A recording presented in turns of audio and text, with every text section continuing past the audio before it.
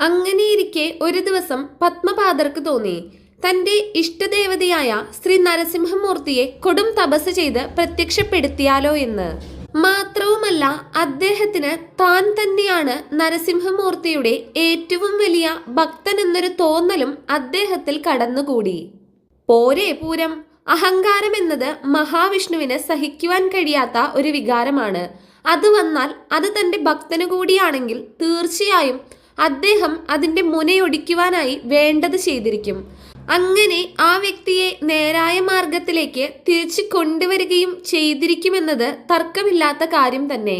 വിചാരമുണ്ടായ ഉടൻ തന്നെ പത്മപാദർ എല്ലാ ആചാരവിധികളോടും കൂടി ശ്രീ നരസിംഹസ്വാമിയെ ആരാധിക്കുവാനും പൂജിക്കുവാനും തുടർന്ന് അന്നം, ജലം, വായു എന്നിവ ക്രമമനുസരിച്ച് ഉപേക്ഷിച്ചുകൊണ്ട് കൊടും തപം ചെയ്യുവാനായി നിശ്ചയിച്ചുകൊണ്ടും ധ്യാനം